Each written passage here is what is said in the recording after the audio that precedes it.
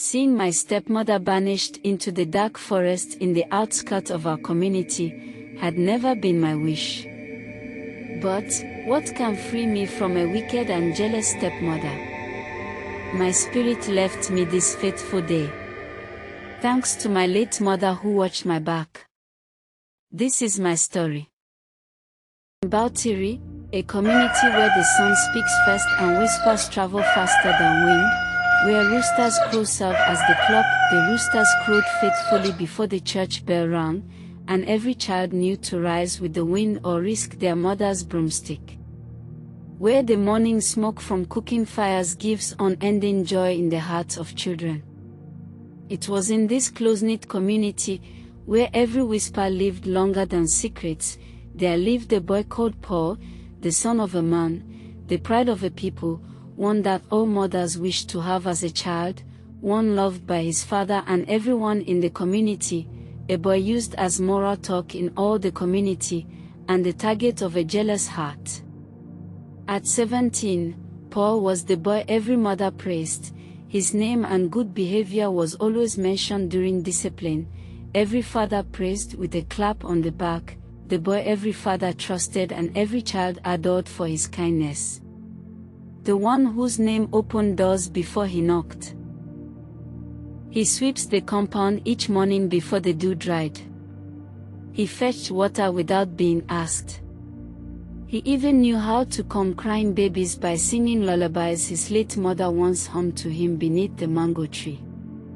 He greets elders with a smile, loved by the children, and helps a child tie his shoelaces. He is known for his hard work as he walks through the market with a basket of yam on his head. He also helps at home, sweeping the whole big compound. As one of the women in the neighborhood do say, Paul carries more than a basket of yam but a basket and pot of humility. His father Paul Michael, tall and respected, always watches his son, Paul with admiration and love every time he returns home. Paul Michael wasn't just a father, he was a mentor. He had raised Paul alone after his wife died of childbirth complications when Paul was only 7. And though grief swallowed him in those early years, he had buried his sorrow beneath fatherhood. He raised Paul with hands of discipline and a heart of prayer. Paul could recite more than 20 proverbs at the age of 17, harvest yam without supervision, and help the local teacher mark attendance when she fell ill. He was respectful, reserved, and surprisingly selfless for someone always praised. The villagers often joked, if Paul were born in Bethlehem, maybe he would be in the Bible too. Paul Michael is proud of his Paul. My son, Paul Michael called, smiling without looking up, what shall I say to God when I have eaten and slept under this sun and he gave me a son like you? Paul knelt respectfully to greet him, setting the basket down. My son, the future of this home. Your late mother would dance in heaven for you. He always encouraged him to make him proud and also make his late mother proud. As he replied, Papa, I only pray to make you and Mama proud. But behind the curtain is Naomi, his new wife, the stepmother of Paul. She leaned silently against the cracked kitchen wall. Her face held a smile, but it trembled. Her eyes were tight. She had married into the house 2 years after Paul turned 15, brought from her elder sister's compound in another village. Beautiful, educated, and at first, gracious. But as Paul's light grew, hers seemed to fade in comparison, and that made her bitter. She wanted to be loved. She tried. But the village women never smiled long at her. Children never ran to her lap. Her voice lacked warmth, and her nature, unfiltered and sharp, never blended well in a place like Bautiri. So when she watched her stepson's praise echo from every doorstep, her soul caught fire. Not because he did wrong. but because he did everything right. That morning, as Paul walked past her, smiling and saying, "Good morning, Mama," she smiled back. But not every smile means peace. And not every mother wants the child to rise. Behind her smiles lies jealousy, envy, anger, bitterness, and wickedness. In her smiles hides deep insecurity. Naomi notices how Paul is loved. She noticed that Paul Michael praised Paul too much. After every meal, "Paul, thank you for helping your stepmother in the kitchen." After every market trip, "Did Paul carry everything himself? That boy is gold," his father would say. She smiled each time, but inside, her throat tightened. She noticed that the villagers called Paul "my Paul" more than they called her. The children waved at Paul but walked past her. That in the church, the women greeted Paul with joyful hands while only nodding at her in silence. She didn't complain. But it grew in her, like a bitter cola stuck behind the teeth. One evening, Naomi was sweeping the kitchen when she overheard Paul and his father laughing loudly in the sitting room. And then Papa George said, "If Paul were born in Bethlehem, we would rewrite Matthew."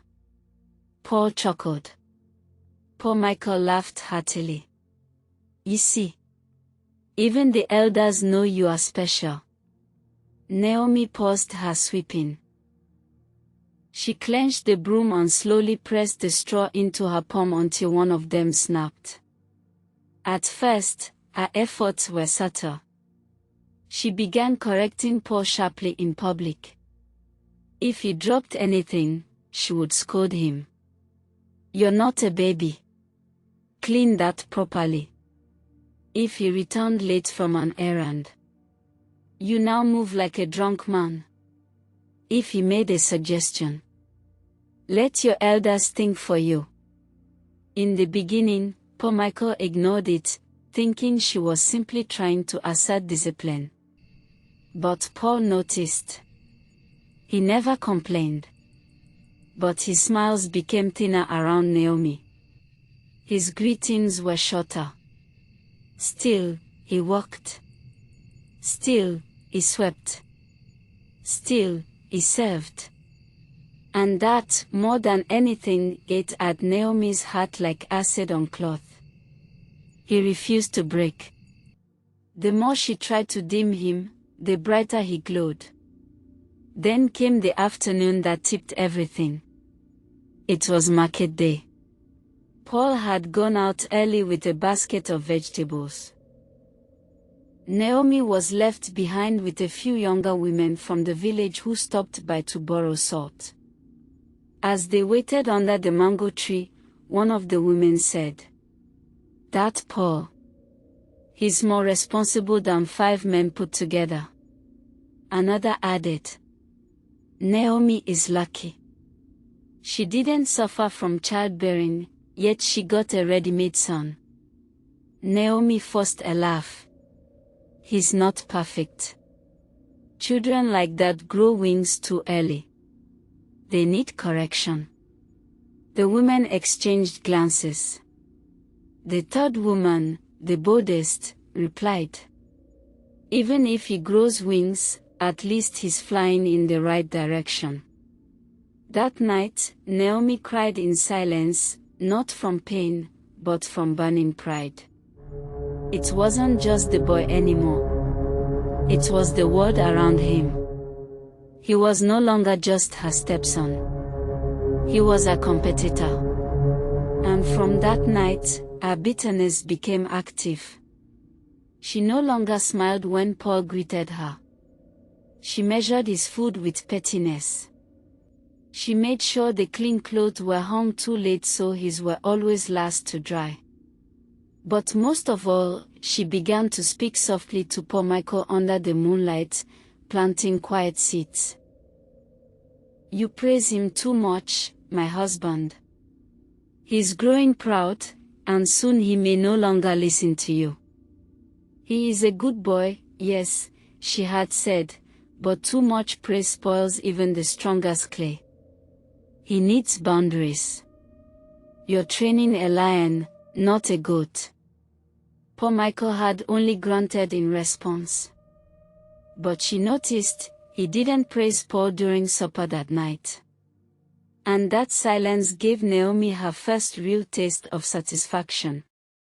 Next morning, like every other, Paul stepped out wearing a faded white shirt tucked into a and muttered under her breath. He greeted every elder along the road to the stream. "Come and marry my daughter, oh," one old woman called out, laughing.